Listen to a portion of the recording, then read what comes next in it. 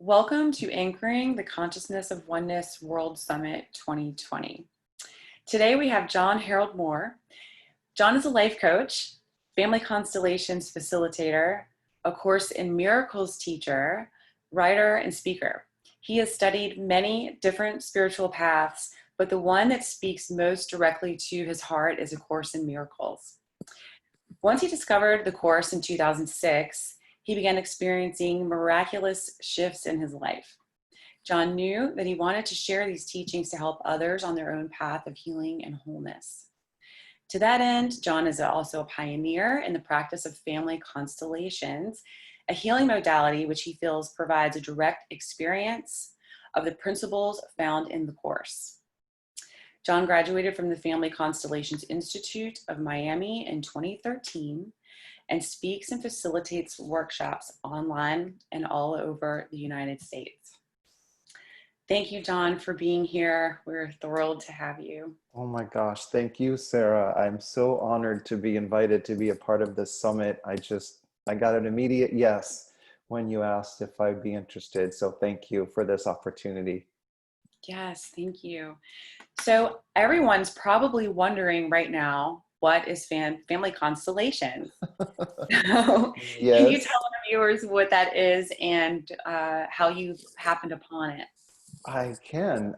And that's probably the hardest thing about being a family constellations facilitator is telling people what it is, because it is such an experience, more than something you can talk about. But I'll do my best to explain it. So it's a healing modality that helps you uncover things you might have inherited from your ancestors. We all know we can inherit things like hair color and eye color and maybe a good sense of business or musical talent or artistic talent, but we can also inherit things that maybe aren't so enjoyable, like their pain or their trauma or patterns. And so this modality helps you uncover what you might be carrying and then release it through the practice that we do with representatives. And it's continues to blow me away. When you said in my intro that I graduated in 2013, it's like, wow, I've been doing this over 7 years now. And every time I'm still blown away by the way Spirit kind of weaves everything together to help people say, oh my gosh, I never would have connected what happened to my grandmother with what's going on at work or in my career right now. So it's a beautiful modality that's all about love and oneness, which is, the theme of the summit. So it's because it shows everyone that everyone has a place, that we all belong. No one gets left out. So that's what it goes really well with this theme. So I'm so glad to be able to talk about it. Yeah, so I have had the experience of being in your workshop or course or group gathering for Mm-hmm. family constellations, and I didn't know what to expect when I walked through the door. And and really, the person who invited me, our mutual friend Denise, who's also Mm-hmm. part of the summit, I don't feel like she really wanted to tell me all too much about it. So I would come in with an open mind and just kind of be there. And so, I understand like you probably don't want to go through all the things but for me, the experience was profound. And I did notice a lot of connections that I hadn't really made before. And I had the luxury of bringing my mother. And so that Mm, was really beautiful. And yeah. watching her go through things and then watching her have her moment and then seeing how that dynamic with her, her parents has shifted or shaped our relationship. And really, it is about recognizing each other's shared humanity. Because we Yes. like to, on some level, even if we're not willing to admit, blame our parents for this or that, and say, well, she never did this. But I love my Yeah. mom. But it's really nice to be able to to have that aha moment and then then you're understanding and then you can take responsibility for where you are. And I love that. It feels so empowering. Yeah. And the thing that's a little different, or that really speaks to me about constellations in particular, is, as I was saying, it's an experience. So it's one thing to talk about it and know it, and it's valuable, absolutely.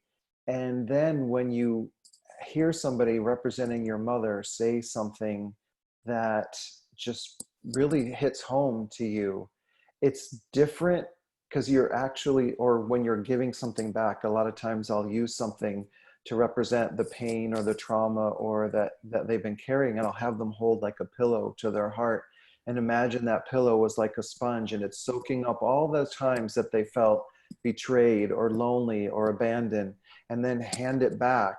And then they're have their parent or grandparent say, I bless you to do it differently, you're free today of this. And once those unconscious loyalties, is one of the terms in family constellations, once the light is shown on them, they're not unconscious anymore. So as you were saying, like, you, even though maybe you didn't have your constellation done, that you see, oh my gosh, we see how much more we have in common than we are different. We all have families and they've all done some interesting things. And we can see, oh, we might have different backgrounds or different number of siblings, but we all have this same universal experience of wanting to be loved, wanting to be seen, wanting to be heard, and whether we admit it or not, there's such a strong desire to be connected to our family of origin that we might do things to the detriment of our own well-being just to be connected. And that, if you want, I can share a personal experience of that in my first constellation that blew me away. Yes. Something I hadn't thought about it. Yeah. Yes, please. All right. Um, so you also asked how I was introduced to this work, and I'll admit the first time I heard about it, I totally dismissed it. I thought, oh, just what we need is another modality, and I didn't even pay it much attention. But this woman was in a book study group with me at Unity on the Bay in Miami, and the book was "You Can Create an Exceptional Life" by Cheryl Richardson and Louise Hay. And I played my crystal singing bowl at that group in the beginning to start each of our gatherings. And this woman who became my teacher, Michelle Bleckner, she said, oh, I'd love you to come play your bowl at my meditation circle. And so I did. And when I was there, I met a woman who had done family constellations. And she said, oh my gosh, you've never done it? You won't believe what happens. It's amazing. It'll blow you away. And I'm like, huh, okay, maybe I need to give this another chance. So I went, and oh my gosh, was she right. So usually in constellations, we pick an area of our life where we feel kind of stuck. And it's usually one of four areas, like in our finances, maybe our health, could be career and life purpose, or relationships. It's usually somewhere in there. Sometimes it's a combination of all four. So when Michelle asked me what I wanted to work on, I thought I was going to cop out and say finances at the time. And then, but all of a sudden relationships came out of my mouth, because I was like, I'm a nice guy. I'm a massage therapist at the time, and I've been single for a long time. Like, what's going on here? And so we set up my constellation, and I shared a little bit of my backstory with the facilitator. And there, in the intake interview, I was sharing that I'm the youngest of 6 children, actually. And my father passed when I was 7. And I'd always heard from my older siblings that he wouldn't have been okay with me being gay. Now, it wasn't something they were saying to be mean or, to try to, upset me. It was just kind of, if the subject came up, like, oh, Dad, I don't know if Dad would have been okay with it. And so in constellation work, we pick people to represent different people in our family, and also things like maybe abandonment or addiction, or, well, because you were, but this is for people listening. Or a place like maybe your country of origin, if you weren't born in the US and were working in the US, or maybe a place that has significance to you or your family. So we put these people in the constellation to represent different things in our family system. And the person representing my dad said, you need to give me a break, everyone. I would have been more okay with it than you think. Now, this person was just tapping into the energy of my dad. It wasn't like she was channeling or she was a medium or anything. It was just that's what happens when we come together to do these things. And as soon as this representative for my dad said that, I had this spontaneous memory of these little dolls, these little figurines that my dad used to buy me when I was probably 5 years old. And they were pink and purple, and they had pom-poms for hair, and they had a little vehicle that went with them. They were called Upsy Downsies. And they were definitely in the 70s marketed to little girls, not little boys. And my dad was still buying these for me because he knew how much I loved them. And I hadn't thought about those things in at least 30 years. And all of a sudden, I had this awareness and I remembered them. And I'm getting tingles just talking about it right now. It's like, oh my gosh, of course my dad would have been okay with it by now. Like if he was buying me those toys back then in 1973 or whatever it was, then I can only imagine that he would have been okay with it. And ever since then, so what I didn't realize was that there was still something lurking in my unconscious, that it wasn't okay to be gay. And it showed up in subtle ways. Like I went to Disneyland with two friends, and they were with two guys that were a couple, and they were affectionate with each other, not anything inappropriate, but just, holding hands and things in line. And I noticed myself getting a little uncomfortable, like, what if someone's not okay with it? And then I thought, what is going on there? And that was August of 2012. And I went to my first constellation in September of 2012 in Miami.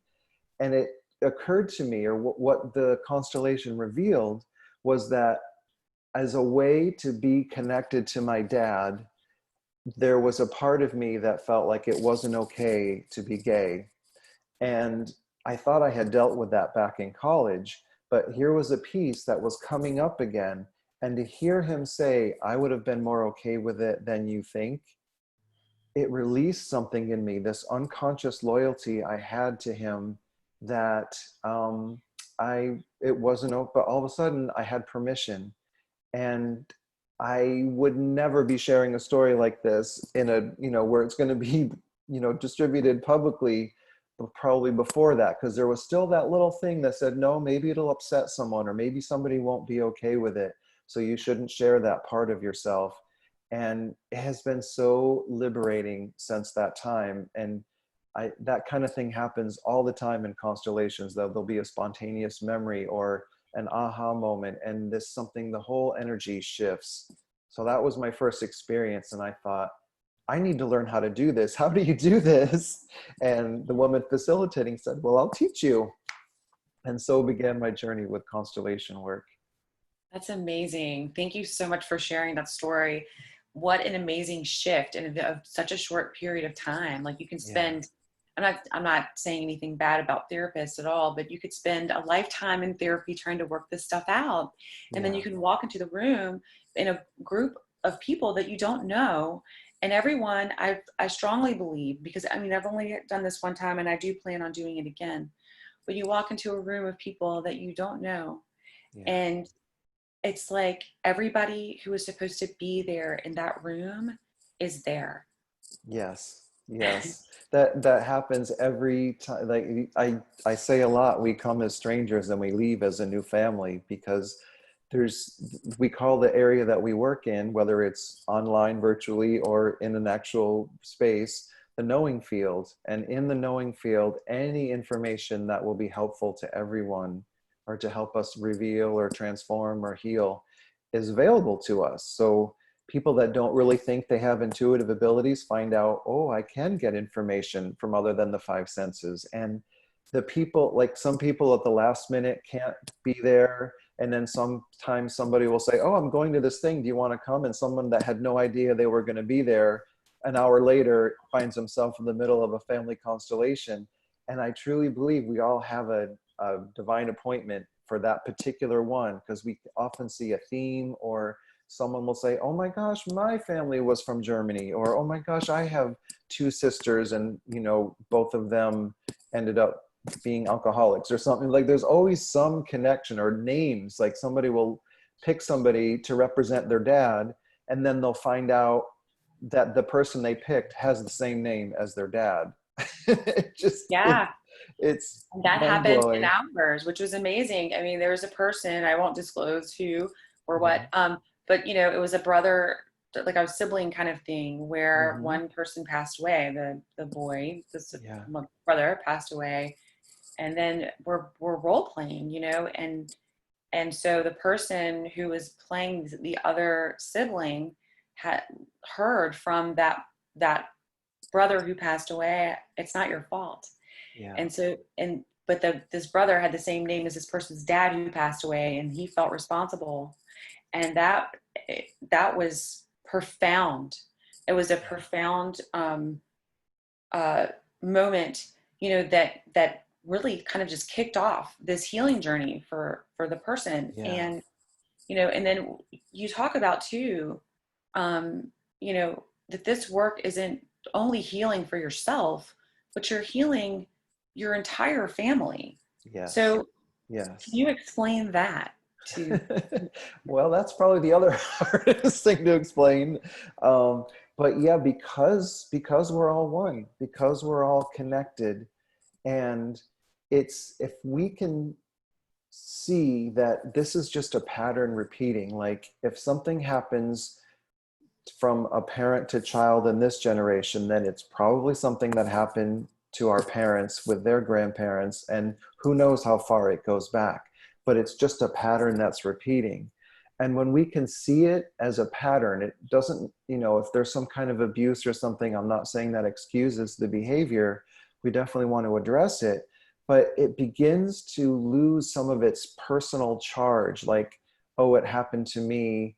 And when you see, oh, it happened to some, this is just a pattern, somehow it takes the sting out of it, or at least lessens the sting.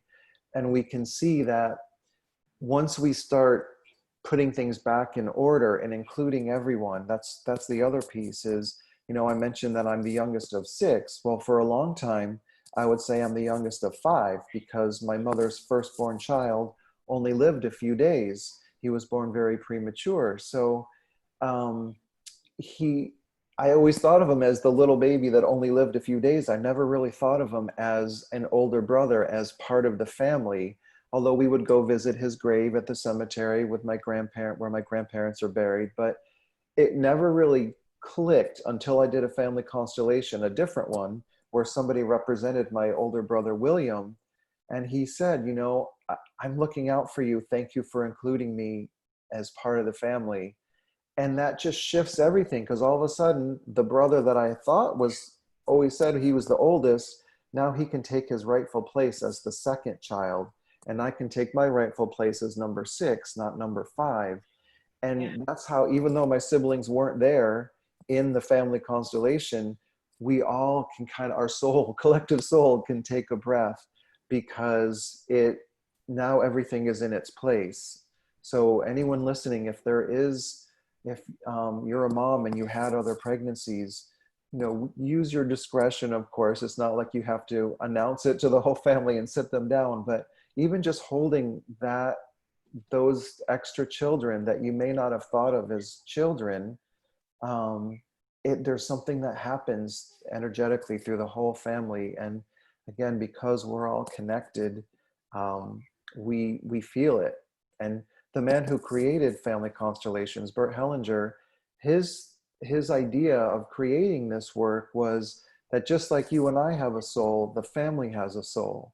And the family soul wants two things to happen. It wants the family to keep going, and it wants love to keep flowing through the family. So if for any reason, like it was very painful for my mother when she lost her firstborn, and I imagine it was difficult for her to talk about it. And then how nervous she must have been with when she was pregnant with her next child. And that just honoring him, and knowing that for whatever reason the love might have gotten blocked, or I often compare it to a sprinkler system out in your garden or yard. If one of the spigots gets broken, the water will find somewhere else to come. And so if that pain or that love gets blocked, it will find another place to come out until my oldest brother, is remembered and included as part of the family.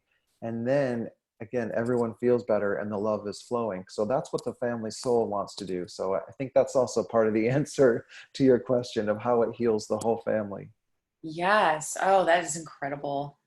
And so you may have already inadvertently answered this question, but what Okay. to you is the most magical thing about family constellations? Um, I think it's actually what you brought up earlier, is that whether you have your constellation done in a group Mhm. or not, or you're just representing somebody else, that everybody there gets a healing. That the way spirit weaves its magic through the whole group.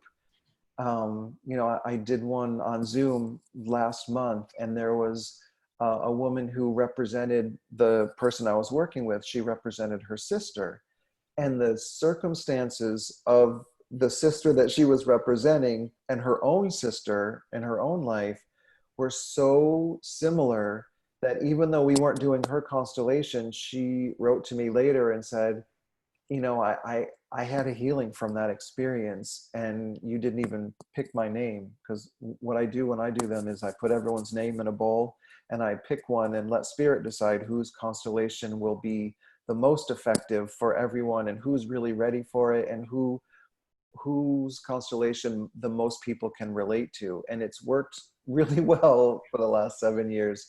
And this is one of those examples where this woman, her name, she kept thinking, oh, I hope my name gets picked, I hope my name gets picked. And then she realized, oh, it didn't matter that my name got picked, I had a healing. So to me, that's one of the most magical things about this work, is that even, everyone has an experience of it, whether you're just observing. Because I've also heard, oh my gosh, when you talked about this person representing pain or the person representing addiction, and when that person came near me, I started to get prickly. And then when the client released them and said, thank you, in a strange way, you've kept us connected, but your services are no longer needed, I release you with love. And then I had them bow to them, and pain or addiction walked to the past to take its place in the past. And she said, that's all I needed. I get it. I get what happened, and it wasn't my constellation, but I could feel the energy of those words, and seeing things from a different perspective. Yeah. And so I second that. In that, watching my mother, and I mean, we were able to go all the way back to my great grandmother, um, and my grandmother, and Mm, then on my other side of my family, my great grandfather. That's how far wow. back we know. Wow. And what we've noticed, and so I brought two people with me, and Hmm. so in all of us, I've noticed health issues of family members improve dramatically. Yeah. People who have been, in a wheelchair for a very long time can now walk. I've Wow. also Wow. noticed in my own family addiction recovery and it's such a beautiful thing to watch. Yes. Yeah, so there's a lot of healing that's still happening, and I think we did this last year. It sounds about a year and a half ago, something like that. That's kind of how I think what happened. Feels like, So that's not a lot of time. Healing takes time. It's a journey. yes, And yes. already we're seeing major shifts Yes, happening. and that's another beautiful thing about constellation work, is that it keeps unfolding, and you see, oh, I never thought that this dynamic of being betrayed, I see it in my relationships, but now I'm looking at it in work, and I'm like, oh, and now that has shifted in my job as well, and I'm not feeling like people are going behind my back and saying things about me to the manager or whatever those situations. It has a ripple effect through the whole all areas of your life. And the thing you brought up about health, I think it's an important one. I About a year ago, I had a journey with skin cancer, and it was basal cell, not melanoma or anything life threatening, but that's how my dad passed, is through skin cancer and melanoma.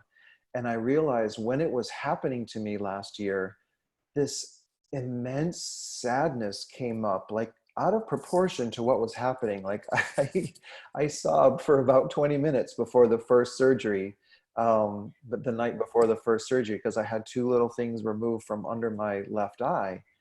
And it was a little scary because it was so close to my eye, but I know that people go through a lot more challenging things than a few bumps removed from their skin, but the sadness came out of me, and it was like I was my own family constellations petri dish. I realized that when my father died, I just assumed, because I was such a little guy, I was only 7 at the time, that my family just didn't talk about it in front of me.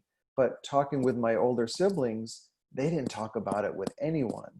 And so all those emotions were stuffed, and there's that broken spigot in the sprinkler system.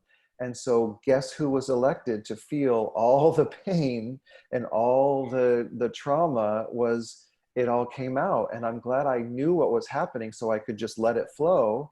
And it wasn't an enjoyable experience, but I'm glad that I moved through it, and I had that awareness that this is what's happening. And also, probably even more importantly, is having those conversations with my dad in my quiet time before I go to bed. Like, dear dad, let's be connected through love, not skin cancer, or not the trauma of that experience. And because in a way, that is a way that we were connected, because I didn't get very much time with him. And so anyone listening might think, oh, well, my mother had dementia, or my dad had a heart attack and I'm having heart problems. And this is something so simple that you can look at a picture of them, whether they're still here or not. You don't have to call them up and say, oh, I want to talk about this really uncomfortable thing.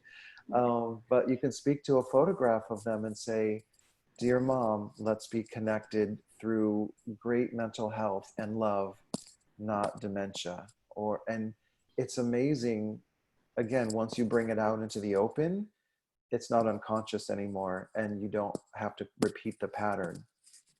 Right. Yes, I think that is so important.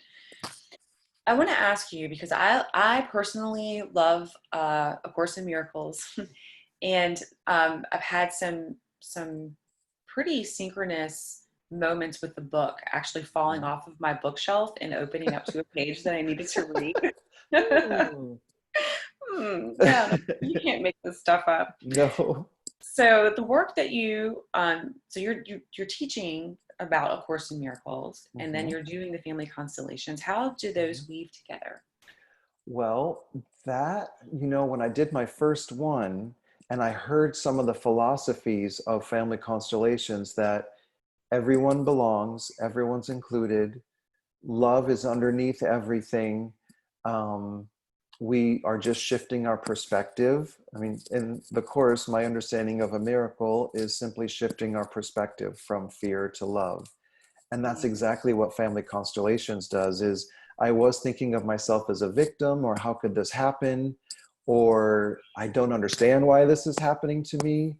And then when you see, oh, it's almost like saying, see how much I love you, dad, I'll do the same thing. You see that now it's shifted from fear to love, and then I can do something with it. But if I'm in a place of denial or fear, I'm not going to be able to be open to that guidance. So the the it's I think that's why I took to constellations so quickly, is because I had already had 6 years of studying the Course. And when we were doing it, I'm like, oh my gosh, this is a Course in Miracles in action. This is not just talking about it again, this is putting it in action. And I did a workshop here in Houston at Unity of Houston for it was like an introduction to A Course in Miracles. And we were talking about the principle of the Circle of Atonement. And the Course says that anytime that you're judging somebody, regardless of what it is they're doing, not only are you putting them outside the circle, but you are now outside the circle too. And so I wanted to give people a visceral experience of that. So I had them break down. There was about, I don't know, 100 people. And I had them break down into groups of 10 and make a circle and hold hands. This was a few years ago before COVID. Um, and then I had them look at the people in their circle and pick somebody to represent somebody that they're having a hard time with, that they can't forgive, whether it's a family member, a politician, somebody that they know or don't know, or even the person that took their parking spot. Whoever it is, just pick somebody and then say, I pick you. And then the person who got picked, their instructions were to grab that person and pull them to the side of the room, out of the circle. So they had the experience of not being part of the circle anymore. And then their instructions were just to look at each other in the eyes until they could see their common humanity, until they could see, oh, okay, your interests are not separate from mine. Like I see that you're a human being too, and maybe that was the best you could do at that time, or whatever it was, but just look into each other's eyes. And as soon as they had that moment of recognition, then they could go back into the circle. And then the next person picked somebody. So and then at the end, I had, as soon as all the groups were done, I had everyone hold on to each other's hand and make a huge circle around the outer rim of the room. And it went better. I mean, thank you, Holy Spirit, for dropping that idea into my head, because it was such a great visceral experience of what happens when we judge our neighbor, and how it doesn't feel good ultimately, and how great it feels when we're all included, when we all remember our oneness. We're holding hands in that circle. Yes. Well, I mean, that you just described the philosophy behind the concept of oneness. And so, it's so important. And we'll see this weaved throughout the summit, because really it does come down to recognizing each other's shared humanity and Yeah. loving one another. And when we blame, my dad always used to say, there is no fault or blame without prior agreement. And so when we blame, we push ourselves into the victim seat. So that's kind of pushing ourselves outside of that circle. Yes. And Yes. only when we choose love over fear, we can become empowered, and we are extremely powerful. So Yes. I love yes, how the Course says it takes so much more energy to judge than it does to forgive. Because if I'm judging somebody, then I've got to keep track of all the things they did to me, and I've got to make sure I avoid where they're going to be, or I've got to tell as many people I can about what they did. But if I forgive them, I can just let it go, and I don't have to remember anything. I don't have to keep track of anything. But of course, to the ego, that feels very unsafe. But to spirit, to love, that feels like the most natural thing in the world. yes, yeah, that is very true. And forgiveness is really oftentimes the ability to forgive yourself Oh my too, gosh, right? yes. Yeah. I've had Yes. lots of lessons in that. Me too. Yeah. And so, with the state of the world today, and, we don't know exactly when all this will end, or what next month will even look like. Yeah. So we're kind of have been forced to do things virtually. And what I have noticed in my work is we were nervous, because you're talking about the work that you do, making the connection so people can have their moment of clarity, or their aha, or have a healing uh, experience. And our question was, how do you do that virtually? But we tried it and it worked, and we're so excited, so we're going to keep going. And so now you're doing family constellations virtually. Yes. Yeah. Yes. Just using this Zoom platform, and because of the beautiful concept of oneness, it still works, even though we're not in the same physical space, because we've all agreed to come together for the purpose of healing everyone.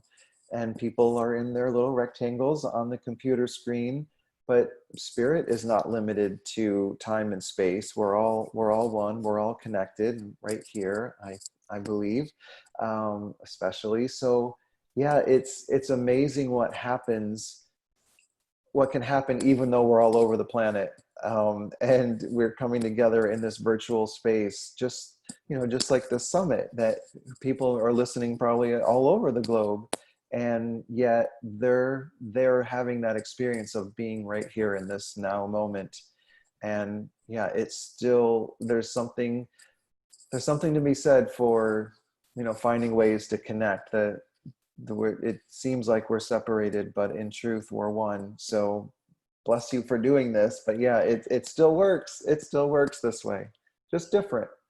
Yeah, it's just a little bit different. And it's neat that you can connect people from all over the world when Yeah, that would not have been a possibility if you're trying to do it, moving from town to right. town and things like that. When the pandemic first started, I was in Virginia with a group of with a community that is all into family consult. Well, they're all into all kinds of healing. It's a beautiful community. I've been there so many times, and we actually did a constellation around the coronavirus, and we had somebody, without knowing who they were representing, because I like to do it blind so that people don't have preconceived ideas of who they're or what they're representing.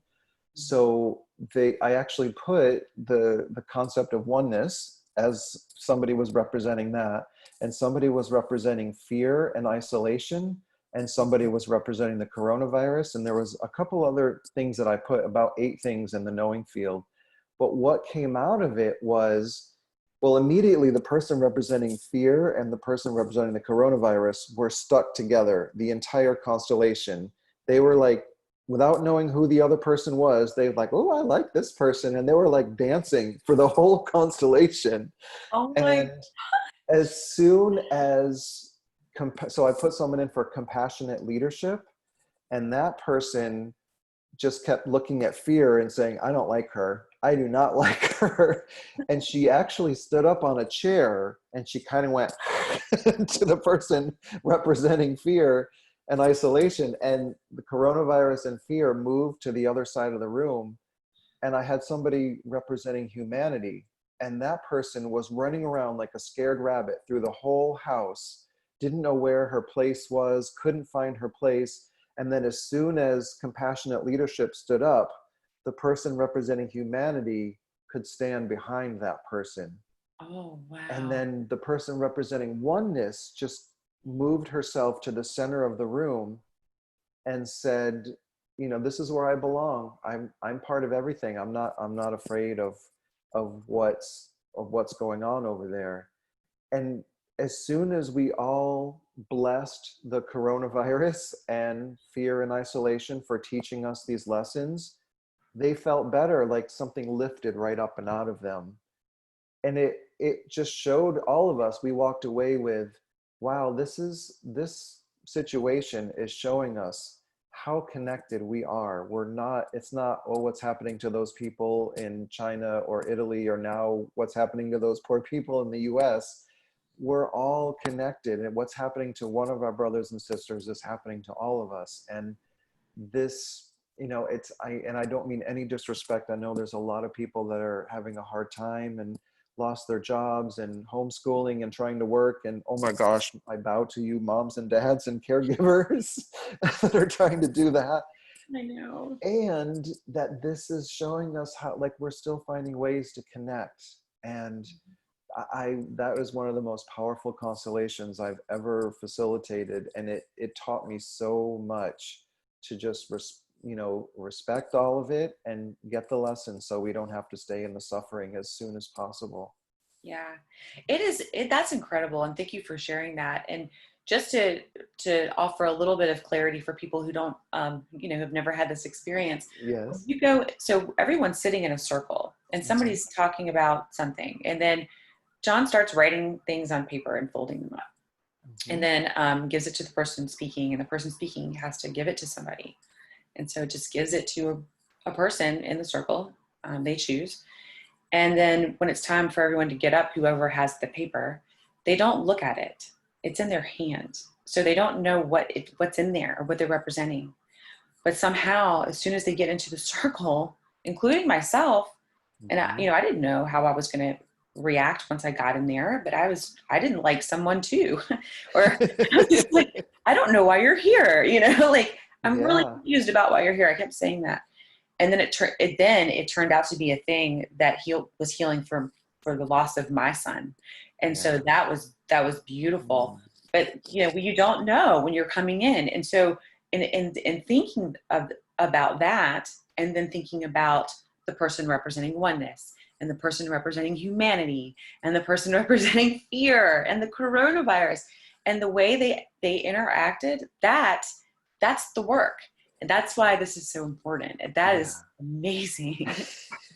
Yeah, I'm glad you clarified that. Yeah, because it wouldn't make sense really. Like, of course that would happen. But yeah, Yeah. the people don't know who they're representing, and something powerful and miraculous happens, and they start feeling things based on what or who they're representing, without knowing. And I've had people like say, well, I don't know what to do. And you don't have to do anything. You just have to be. You just have to feel. And even if they're not feeling anything, maybe they're representing somebody that's very cut off, or um, very just shut down. And I've learned to trust, no matter what happens in a constellation, it's all, there's a meaning behind everything. And I'm grateful for that, to see it in the knowing field, in the circle, because I can translate that to my own life and say, okay, this may not be what I want to be happening, but if I just hang in there,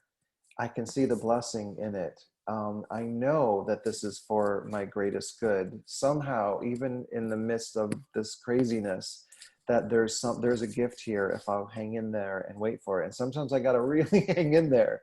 But the constellation work has shown me that no matter what happens, it's all perfect, and I can surrender to it. It's really taught me that surrender word that isn't always so easy to do. Yeah, yeah, I can imagine. I mean, having to watch it play out, and you don't know what the end game is going to look like, but it's always perfect. Yeah, That but definitely practice and one of surrender. one of my dearest friends, she's a science of mind practitioner, and she came to the Big Sky retreat, and I did a workshop at the retreat. And afterwards, she said, "Honey, you're really flying without a net, aren't you?" And she's right. I never know what's going to happen. I have some ideas, and I'm so willing to be wrong, because something completely different might show up in the knowing field.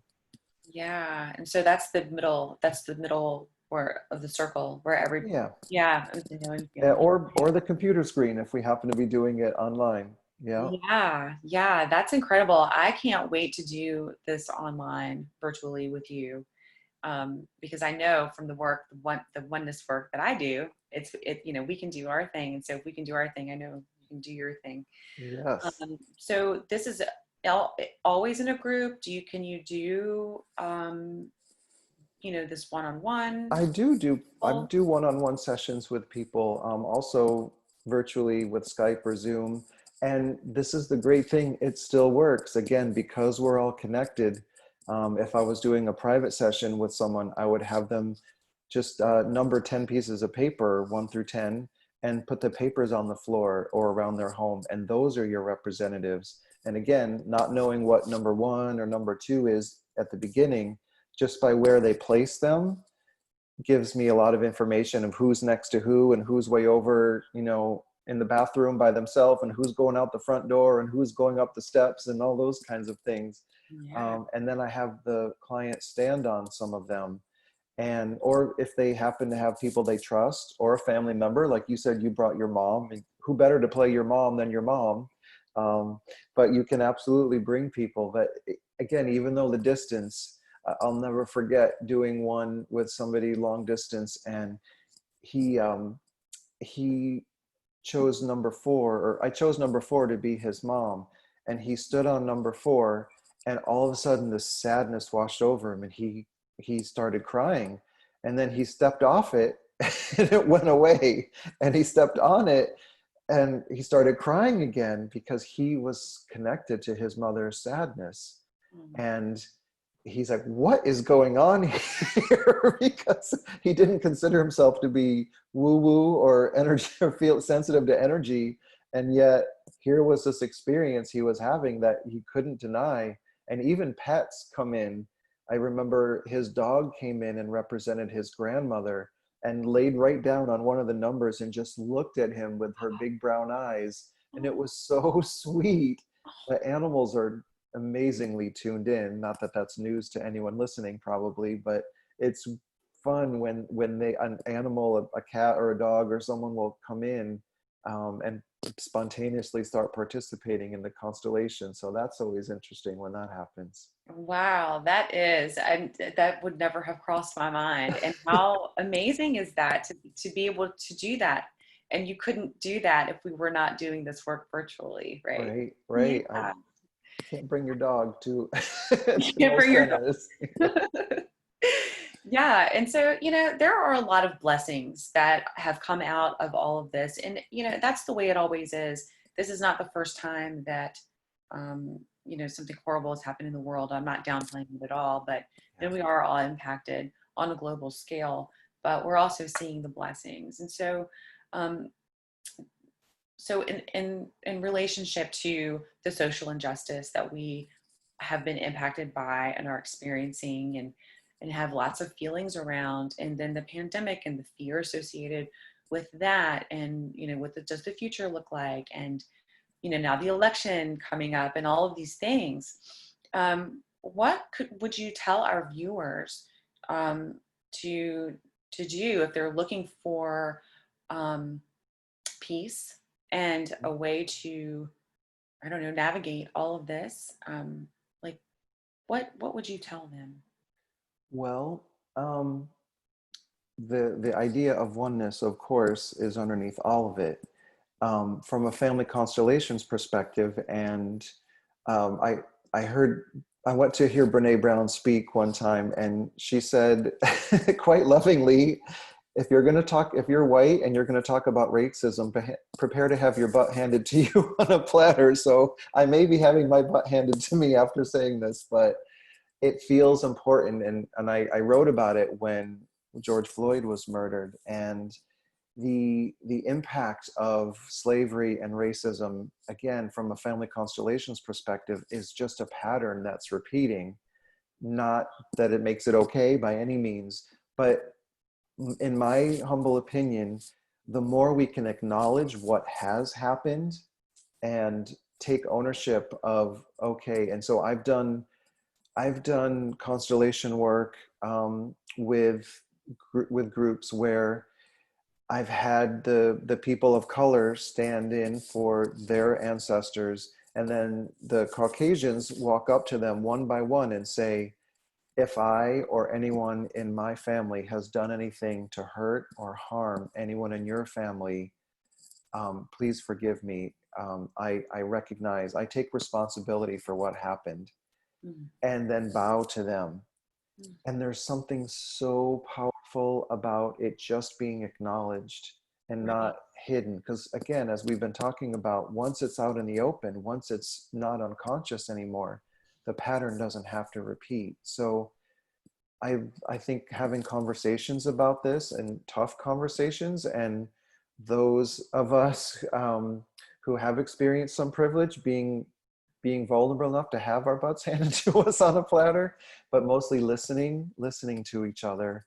And I think that even the divisiveness that's in our country right now, even about mask wearing and, let alone the political parties, if we can just look into each other's eyes and recognize each other's humanity and say, they might be going about this a completely different way, but in the end, they want the same thing. They want to protect their families. They want to have income that allows them to pay all their bills, and they want to, experience joy, and they want to have a safe place to live. Like, we all want the same thing. And if we can look into each other's eyes, sometimes just zip it and look into each other's eyes and recognize our shared humanity, our oneness, then we can, from there, that doesn't mean we don't take any action after that, but from that peaceful place and recognizing that, maybe we can make some of these changes that are long overdue. Yes, yes, I love that. Thank you so much. It is so incredibly important. And with my dream, my wish is for everyone to feel empowered. Like Yeah. we can actually take responsibility for how we feel and how we move through the world, and and understand that every single thing we do and every single thought we think, even if it's against ourselves, is still impacting every single person on the planet. Yes. And so, in understanding that, I believe you can expand your scope and start to have more compassion for the people around you as well as yourself, right? Yes, yes. I Yeah. love the Course says there something like there are no separate thoughts.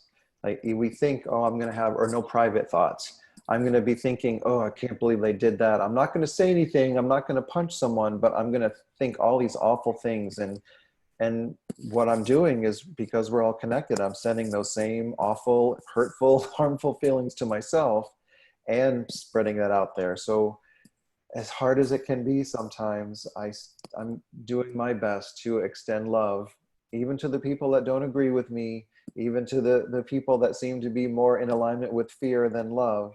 And know, that's another great teaching from the Course, is everything is either a call for love or an extension of love.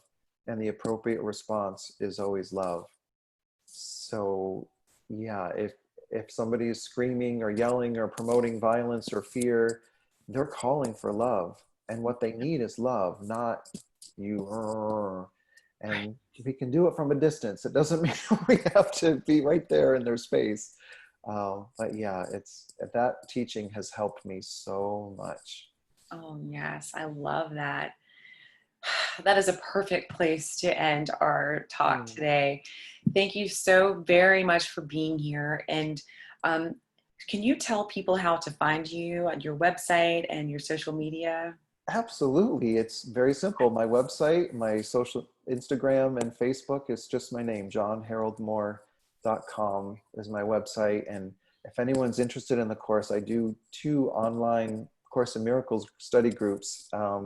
And that information is on my website too. But yeah, it's been such a blessing to be here and and talk to you about this stuff. And yeah, I would love to have anyone that's interested join Constellations or Course in Miracles. Yes, and I highly recommend both, but I have had the privilege of being in the family constellations, and it's nothing short of life changing, and not only for me personally but for my family and the people who weren't even there. So that's been a very beautiful thing in my world, which is why it was so important for me to have you be here to share all of this with everyone. And so we do have a Facebook group, and so our viewers can reach out and ask some questions to you there as Yes. well. Yeah. And so yes. Well, thank you so very much. And I am blown away by our conversation. And I just love everything that you said. This is so in alignment. And I appreciate you so very much. It's so mutual, Sarah. Thank you for having me as part of this. And it was really an honor. Thank you. Yes. Thank you. Thank you. All right. Take care.